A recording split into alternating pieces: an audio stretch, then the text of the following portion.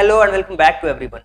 मेरा नाम है राहुल और द मिशन डेवलपमेंट एकेडमी के इस टारगेट बैच में आप सभी लोगों का स्वागत है। जो भी बच्चे क्लास 9th के अंदर एडमिशन लेना चाहते हैं, चाहे वो सैनिक स्कूल हो, नवोदय स्कूल हो, सीएचएस हो, मिलिट्री स्कूल हो या किसी भी तरीके के जो स्कॉलरशिप टेस्ट होते हैं, अगर आप उनमें भी पार्टिसिपेट करना चाहते हैं तो ये टारगेट बैच आप सभी के लिए बहुत ही ज्यादा इंपॉर्टेंट रोल प्ले करने वाला है। सो डियर स्टूडेंट्स, जैसा कि आप सभी लोगों को पता है कि जो भी बच्चे डे 1 से मुझे फॉलो कर रहे हैं उन्हें 3 चीजें पता होनी चाहिए कि लास्ट क्लास में हमने क्या पढ़ा था, आज किस टॉपिक के बारे में हम डिस्कस करने वाले हैं और इसके आगे आने वाले जो टॉपिक्स हैं उनमें हम कौन से टॉपिक्स को कवर करेंगे। ये तीनों चीजें आपको पता होनी चाहिए। तो आज हम डिस्कस करेंगे यूनिटरी मेथड से रिलेटेड क्वेश्चंस को डिस्कस करने वाले हैं। और जैसा कि आपको पता है कि लास्ट क्लास में हमने डिस्कस किया था यूनिटरी मेथड से रिलेटेड कॉन्सेप्ट सीखे थे, और हमेशा की तरह एक बात मैं रिपीट करता हूं और आज भी रिपीट करना चाहूंगा कि अगर आपको मेरे साथ पढ़ना है ना, कुछ रूल्स आपको फॉलो करने पड़ेंगे। पहला क्या है, आपके पास में अपनी खुद की नोटबुक होनी चाहिए। इसके अलावा जो भी आप पढ़ते हो उसके खुद के नोट्स बनाना है, खुद के नोट्स बनाइए। वीडियो देखते समय बीच में छोड़ करके नहीं जाना है। जितना भी पढ़िए उसका रिवीजन जरूर करिए। इसके अलावा क्लास के बीच में अगर कोई क्वेश्चन दिया जाता है ना, उसको सॉल्व करना होता है। इसके अलावा डेली का होमवर्क डेली करिए। वीडियो देखते समय पूरी तरीके से फोकस रहना। यार किसी की भी वीडियो देखो, कोई सा भी टॉपिक देखो, आपके जो कॉन्सेप्ट है ना वो क्लियर होने चाहिए, क्वेश्चन आपसे बनना चाहिए। मेन पर्पस यही है। इसके अलावा सिलेबस ट्रैकर की जो सीट है ना उसको फिल करना जरूरी है। और अगली क्लास अटेंड करने से पहले पिछली क्लासेस का जो रिवीजन है वो आपको करना है। तो ये सारे रूल्स हैं टीएमडी एकेडमी के। अगर आप हमारे साथ पढ़ते हो तो ये सारी बातें आपको फॉलो करनी होती हैं। और जैसा कि आपको बताया है मैंने कि आज हम डिस्कस करेंगे चैप्टर नंबर, ये हमारा डायरेक्ट और इनवर्स प्रोपोर्शन नहीं है, और यहाँ पे हम जो डिस्कस कर रहे हैं चैप्टर्स वो हम डिस्कस कर रहे हैं यूनिटरी मेथड, यानी कि चैप्टर नंबर 22 को हम डिस्कस कर रहे हैं। राइट, चैप्टर नंबर 22 है और इसको हम डिस्कस करने वाले हैं। तो यहाँ पे मैं इसकी स्लाइड को चेंज कर देता हूँ। ये हमारा चैप्टर नंबर 22 है और ये जो चैप्टर है हमारा 22 है। ओके, ये जो हमारा चैप्टर है वो 22 है। मिस्टेक्स हो जाती हैं, खैर ये हमारा 22 है, चैप्टर नंबर 22, करेक्ट। एक सेकेंड, चैप्टर नंबर 22 है और इस चैप्टर का नाम है यूनिटरी मेथड। इसके हम क्वेश्चन आज करने वाले हैं। इस चैप्टर का नाम है यूनिटरी मेथड।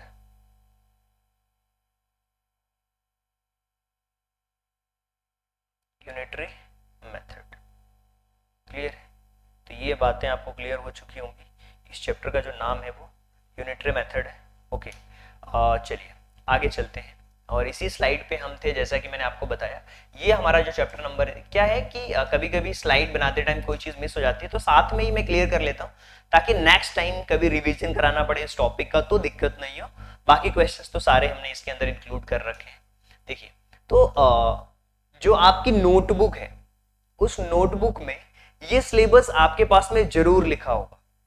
अगर आपने नहीं लिखा तो इस टॉपिक वाइज सारे सिलेबस को लिखना है। अगर आप सैनिक स्कूल के लिए स्पेशली प्रिपेयर कर रहे हैं तो डेफिनेटली आपको लिखना है और टॉपिक आपको कंप्लीट करना है सारे। और ये सारे टॉपिक्स हम कंप्लीट करा चुके हैं और आज हम 22 के क्वेश्चंस करेंगे जिसका नाम है यूनिटरी मेथड।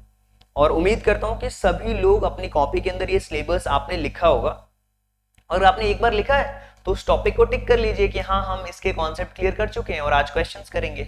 और इसके ठीक आगे आने वाले जो लेक्चर्स हैं उसमें हम डिस्कस करेंगे डिविजिबिलिटी एग्जाम्स, यानी कि डिविजिबिलिटी के क्या रूल्स होते हैं। वैसे तो मैंने फर्स्ट डे वन में ही बहुत बड़ा लेक्चर हुआ था वो, उसके अंदर हमने डिविजिबिलिटी के कॉन्सेप्ट्स भी पढ़े थे। तो फिर से रिवीजन कर लेंगे डिविजिबिलिटी के कॉन्सेप्ट, ट्राइंगल के कॉन्सेप्ट फिर से रिवीजन कर लेंगे, पैरेलल लाइंस के भी रिवीजन हो जाएंगे क्योंकि ऑलरेडी हमने क्वाड्रिलेटरल्स में पढ़े हैं। कुछ एंगल्स के भी कॉन्सेप्ट्स हैं पैरेलल लाइंस से रिलेटेड, तो उसको भी हम देखेंगे। चलिए, तो पहला क्वेश्चन है। सबसे पहले तो आपको इस क्वेश्चंस को, लॉजिक बेस्ड क्वेश्चंस है कंप्लीटली और आपको सॉल्व करना है, तो क्या अप्रोच होनी चाहिए उसके बारे में हम बात करने वाले हैं।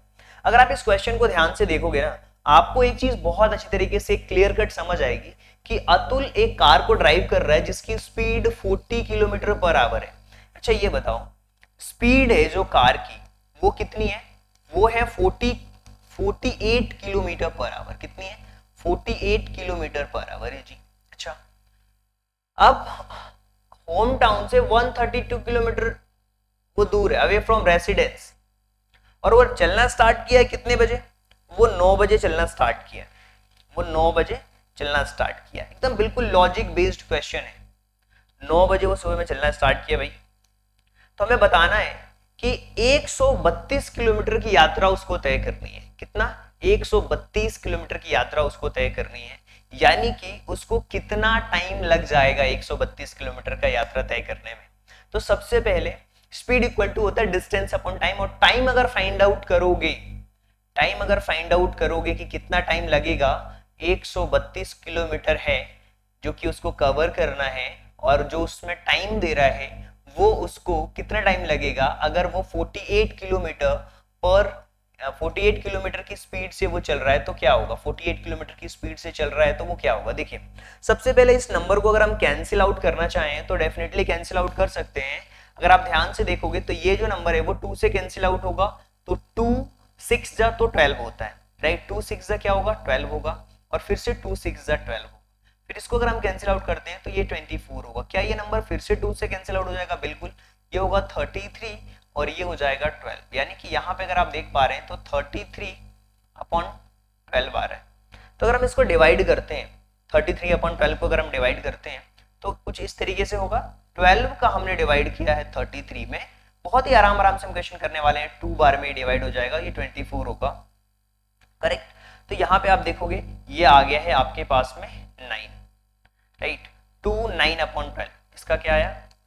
2 9 अपॉन 12। अच्छा, इसको अगर हम कैंसिल आउट करें तो 3 3 जा 9 और 3 4 जा 12, यानी कि 2 3 अपॉन 4 आवर्स, 2 3 अपॉन 4 आवर्स आ रहा है।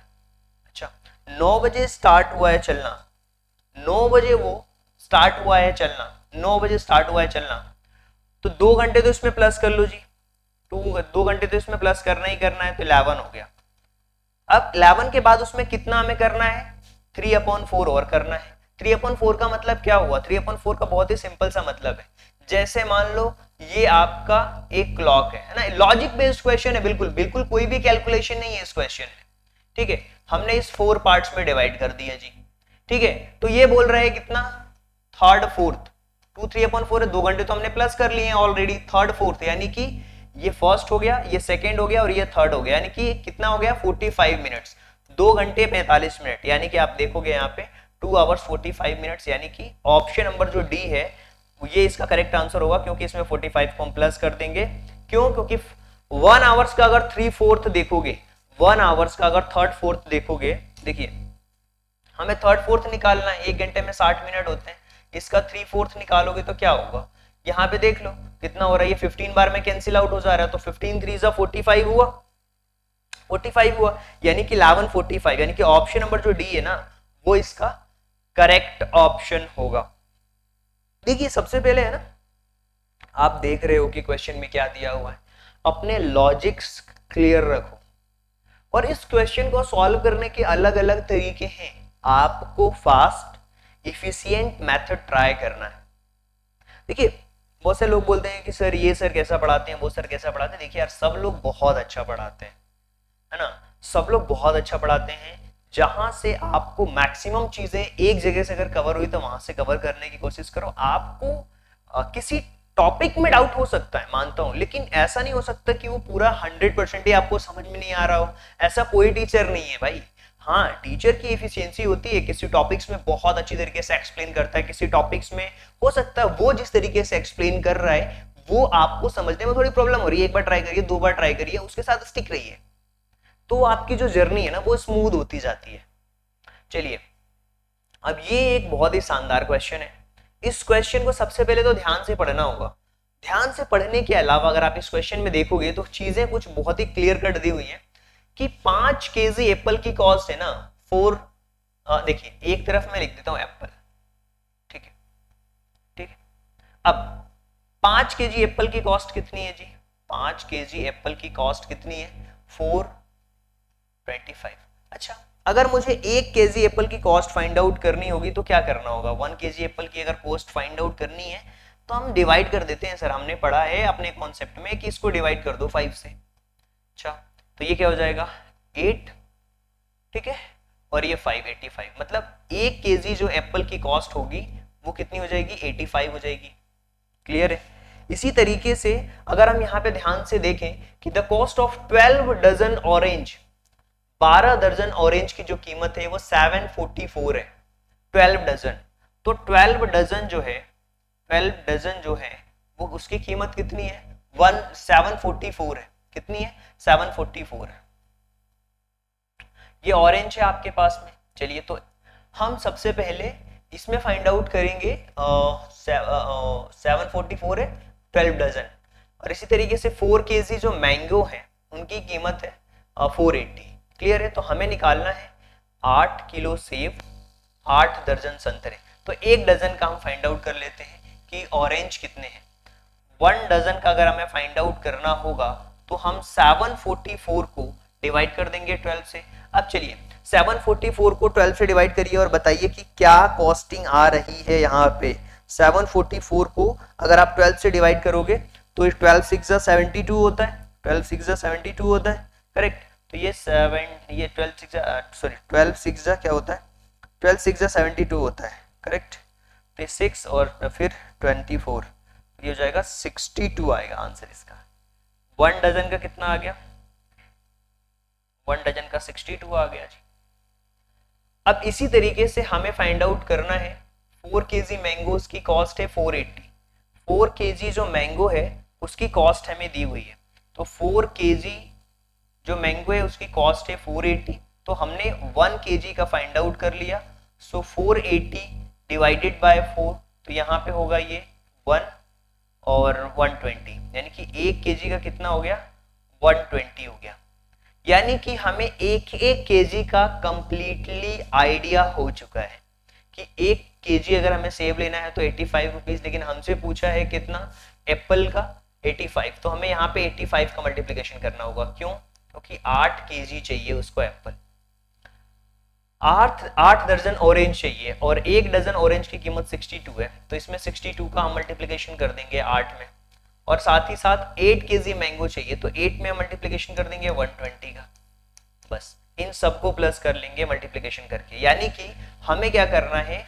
8 इंटू 85, ये हो गया apple, correct, plus 8 into 62, 1 dozen का 62 है, प्लस 8 इंटू 120, करेक्ट।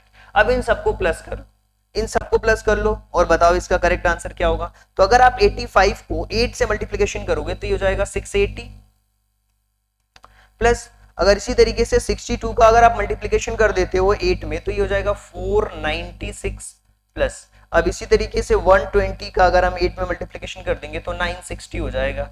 960 और इन सबको प्लस कर दो, आंसर आपका क्या हो जाएगा? 960 में प्लस कर दो 496 और प्लस फिर आपको प्लस करना होगा 680।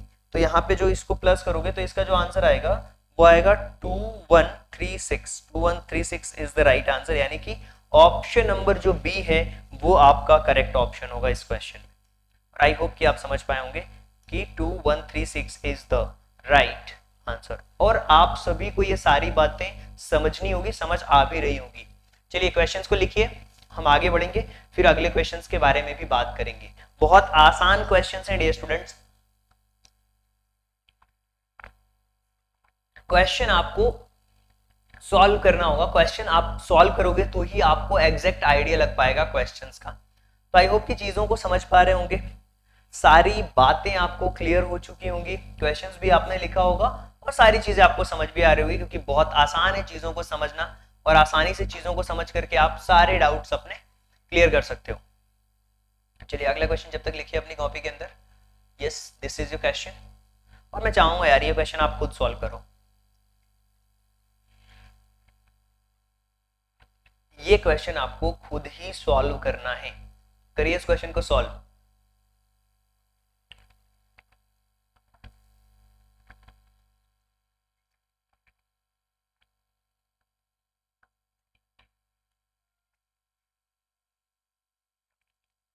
15 लड़के 5 दिन में 900 रुपए कमाते हैं। 15 लड़के 5 दिन में 900 रुपए कमा रहे हैं, तो आपको ये देखना है कि 20 लड़के 7 दिन में कितना अर्न करेंगे। How much will 20 boys earn in 7 days. तो बहुत आसान है, इस क्वेश्चन को अगर आप सॉल्व करोगे तो आसानी से इस क्वेश्चन के आंसर्स तक आप पहुंच सकते हो। 15 लड़के हैं और ये 900 रुपए में 900 रुपए इनको मिल रहे हैं 5 दिन के, ठीक है। तो अब 20 लड़के हैं जिनको 7 डेज काम करना है, तो आप इसके आंसर्स को बता सकते हो कि क्या होगा। करेक्ट, 900 डिवाइडेड को मल्टीप्लाई करोगे 5 से 45 होगा, और फिर एक बॉयज का आ जाएगा कि वो एक दिन में कितना कमा रहा है। एक बॉयज का आएगा कि वो एक दिन में कितना कमा रहा है, राइट। तो इसको हम डिवाइड कर देंगे 45 से, और इसमें 20 बॉयज, ठीक है। तो बॉयज है और इनको 7 डेज का कितना आ रहा है, इसका आंसर 1680 रुपये आ रहा है। ओके ओके, तो 680। करो इस क्वेश्चन को सॉल्व, आप ट्राई कर सकते हो अपने एंड से। बाकी हम इस क्वेश्चन को सॉल्व कराते हैं कि 15 लड़के 5 दिनों में 900 रुपये कमा रहे हैं। 15 लड़के 5 दिनों में 900 रुपये कमा रहे हैं, क्लियर है। तो हमें बताना है कि 20 लड़के 7 दिन में कितना कमाएंगे। 20 लड़के 7 दिन में कितना कमाएंगे, ओके।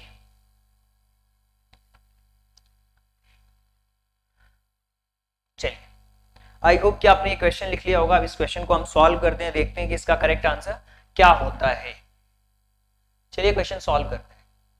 अगर आप इस क्वेश्चन को ध्यान से देख रहे हैं तो आपको बहुत अच्छी तरीके से ये बातें क्लियर होंगी। यहाँ पे दिया हुआ है कि 900 रुपए 5 दिन में कमा रहे हैं, तो सबसे पहले हम एक दिन का फाइंड आउट करेंगे।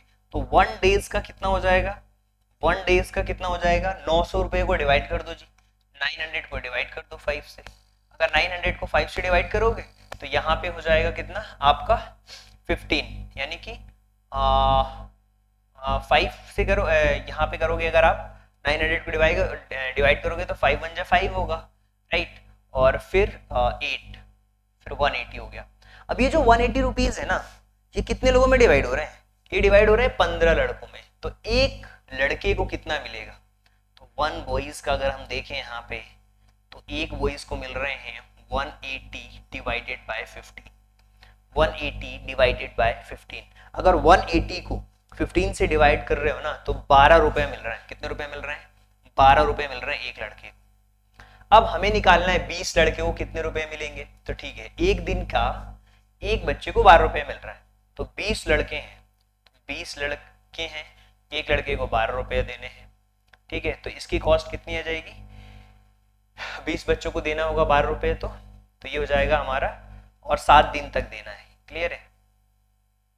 तो 240 इंटू 7, तो 7 2 7 28 और 14 61, तो ये 16 हो गया, 1680।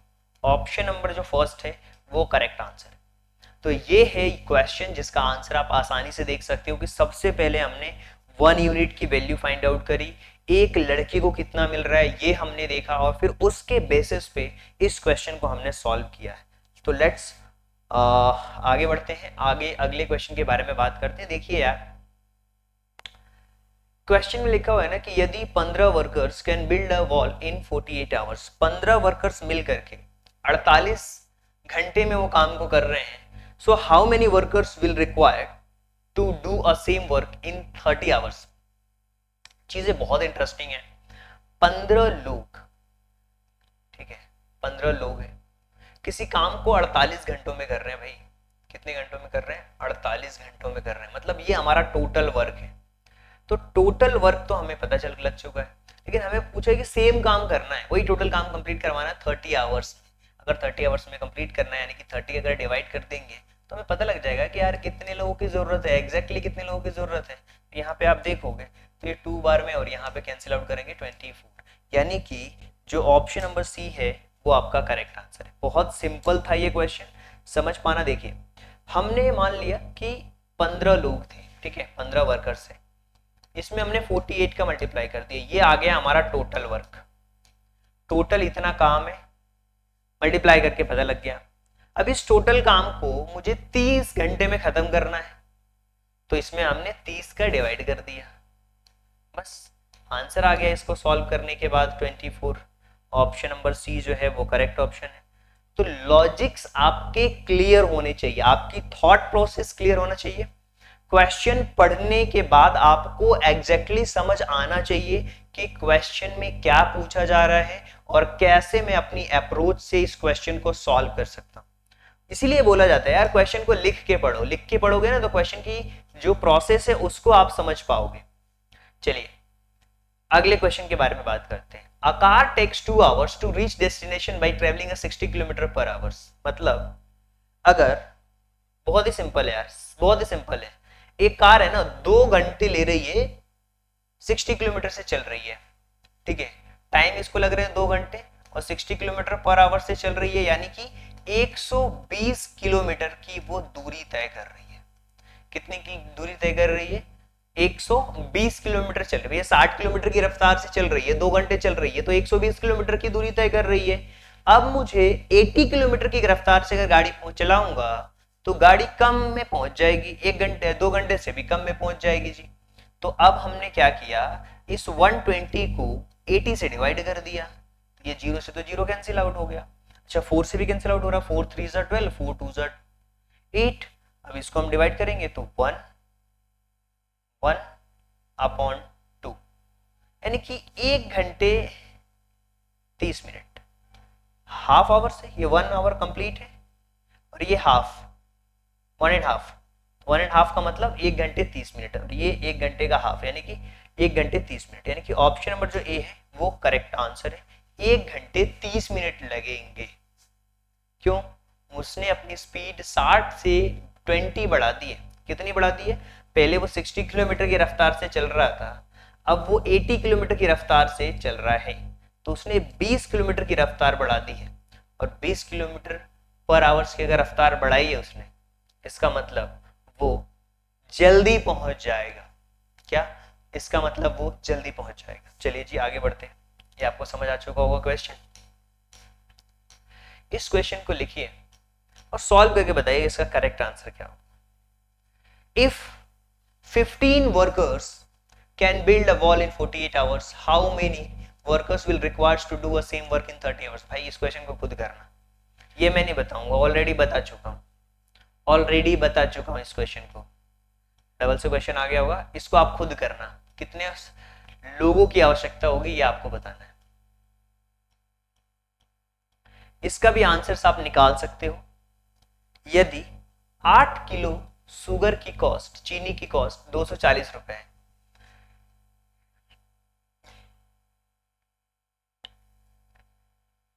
8 केजी जो शुगर की कॉस्ट है वो 240 रुपए है जी, 240 रुपए है 8 केजी।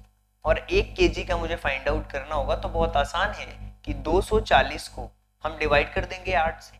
जब हम डिवाइड करेंगे तो ये आ जाएगा 30 रुपीज। तो 1 केजी की जो कॉस्ट है ना वो यहाँ पे आ चुकी है 30। सो हमें 1 केजी की कॉस्ट हमें आ चुकी है 1 केजी के आगे 30 रुपीज। लेकिन इस क्वेश्चन में हमसे पूछा है भाई इतने रुपए में कितना खरीद पाओगे, कितने केजी खरीद पाओगे, ये रुपीज है। इसका मतलब अगर मैं देखूं इस क्वेश्चन को सॉल्व करने की कोशिश करूं तो ये क्या हो जाएगा, अगर 1 रुपीज में देखोगे ना तो 1 रुपीज में कितना होगा, 1/30 हो जाएगा। क्या होगा? 1/30 होगा। क्लियर है? 1 रुपीज में 1/30 केजी होगा। क्लियर है? 1 रुपीज में 1 रुपीज का हमने फाइंड आउट किया, हमें फाइंड आउट करना 877 का। सो 877.50 मल्टीप्लाइड बाय 1/30। 1 रुपए में इतने केजी निकलेगा, तो हमें बताना है कि इसमें कितना आएगा जी। चलिए इस क्वेश्चन को सॉल्व करिए और इसके आंसर्स को बताइए कि इसका करेक्ट आंसर क्या होने वाला है। इसका करेक्ट आंसर क्या होने वाला है ये आपको बताना। देखिए अगर हम पॉइंट को हटाते हैं तो क्वेश्चन हमारा ये हो जाएगा 87750 अपॉन 100 इंटू 1/13। ठीक है, तो ये जीरो से तो जीरो आपका कैंसिल आउट हो गया। अब आपको 3 से इसको डिवाइड करना है। 3 2 जा 6, 3 2 जा 6 और 3 9 जा 27, 3 2 जा 6 और 3 5 जा 15, 2925 डिवाइडेड बाय 100। पॉइंट अगर देखें तो दो डिजिट से ठीक पहले पॉइंट आएगा, सो 29.25 kg, that will be the answer. 29.25 is the correct answer. चलिए आगे बढ़ते हैं, अगले क्वेश्चन के बारे में बात करते हैं। ऑप्शन नंबर बी जो है इसका करेक्ट आंसर है। अब हम अगले क्वेश्चन के बारे में बात करेंगे। देखिए अगर आप एक बार क्वेश्चन की जो प्रोसेस है वो समझ जाते हैं ना, तो चीजें आपके लिए काफी आसान हो जाती हैं। अब यहाँ पे क्वेश्चन में लिखा हुआ है if the cost of 37 metre silk is this, कितने रुपए, तो what the length of silk can be purchased for 4480 में कितनी खरीदी जाती है, कितने मीटर खरीदी जा सकती है। सबसे पहले तो रुपए की बात हो रही है, तो 1 रुपए में कितनी खरीदी जाएगी। अगर 37 मीटर खरीदी जा रही है, कितने में, 37 मीटर खरीदी जा रही है 5920 में, तो अगर हम 1 रुपए की कॉस्ट निकालेंगे, 1 रुपीज की कॉस्ट निकालेंगे, तो क्या होगा 37 डिवाइडेड बाय 5920, ये 1 रुपए की वैल्यू आ गई है, इतने मीटर मिलेगा 1 रुपए में। अब हमें निकालना है 4480 में, तो 4480 मल्टीप्लाइड बाय 37 अपॉन 5920, बस इसको सॉल्व कर लो, कंप्लीटली आपका आंसर आ जाएगा। यहाँ पे अगर आप देखोगे तो कंप्लीटली आंसर आपका यहाँ पे आ रहा होगा। चलिए इस क्वेश्चन में हम देखते हैं क्या ये हमारा नंबर जो है वो कैंसिल आउट हो रहा है क्या किसी नंबर से।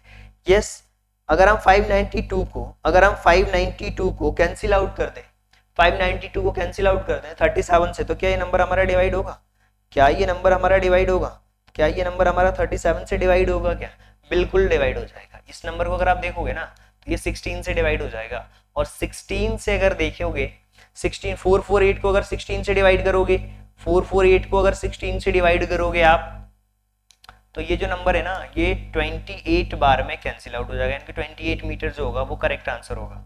इसका मतलब क्या हुआ, इसका मतलब ये हुआ कि 4480 रुपीज में 28 मीटर्स आप सिल्क खरीद सकते हो। क्लियर है, आपको चीजें समझ आ गई होंगी।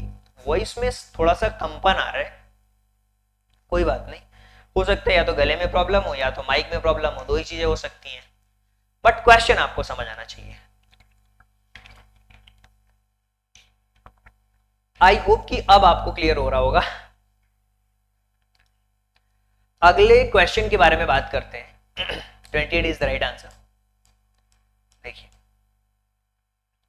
एक वर्कर जो कि 6 दिन के लिए 1080 रुपए पे कर रहा है, को मिल रहा है उसको, टोटल वेजेस उसको मिले हैं 4500, तो उसने कितने दिन काम किया, तो हमें देखना होगा कि एक दिन में उसको कितना मिल रहा है।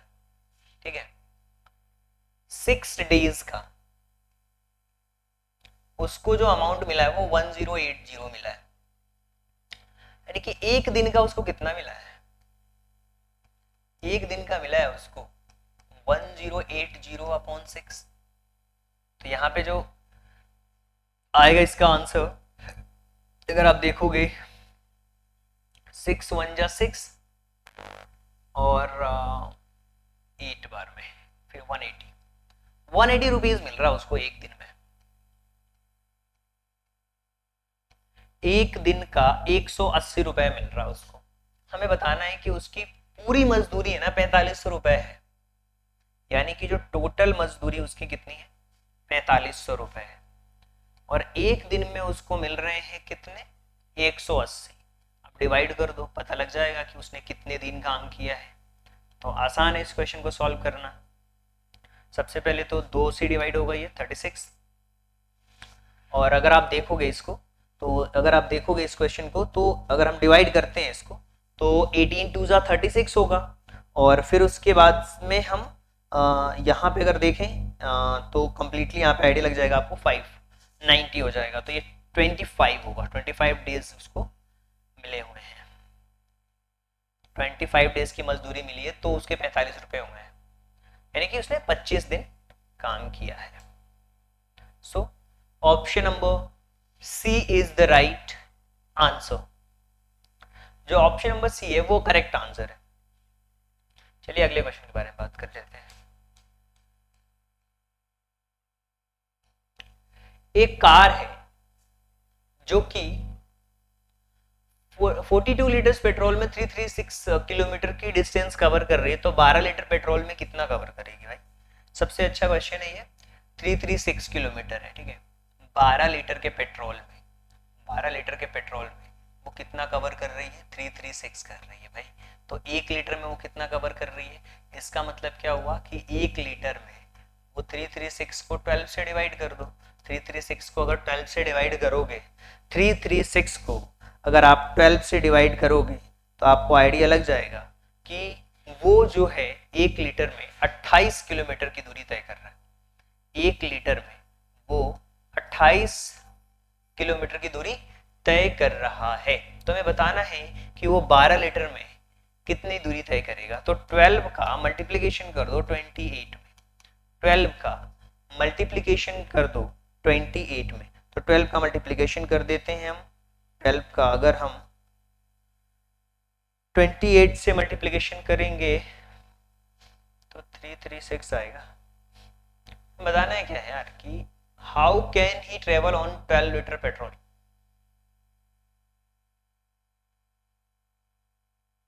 क्वेश्चन क्या है? 1 लीटर में, अच्छा 12 लीटर में 336 किलोमीटर की वो दूरी तय कर रहा है, ठीक है। 42 लीटर पेट्रोल पर इतनी दूरी की तय, यार 42 किलोमीटर है यार, मैंने क्या गलत कर दिया क्वेश्चन। ये 42 है भाई, ये 42 है यार, तो ये आंसर नहीं आएगा इसका।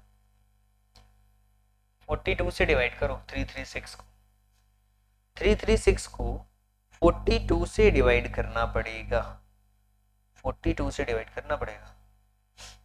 तो ये 1 लीटर में 8 किलोमीटर की दूरी तय कर रहा है। 1 लीटर में 8 किलोमीटर की दूरी तय कर रहा है।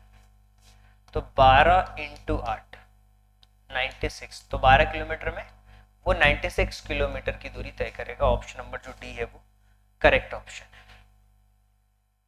इसी तरीके के क्वेश्चंस रहेंगे आपके यूनिटरी मेथड में, और आई होप कि जो क्वेश्चंस का लेवल है वो आप समझ पा रहे होंगे। और ये सारे क्वेश्चंस हमने जो आपके लास्ट ईयर के एग्जाम्स में आते हैं उन क्वेश्चंस को हमने लिए हैं, और उम्मीद करता हूँ कि ये जो टॉपिक है ना वो आपको क्लियर हो चुका होगा।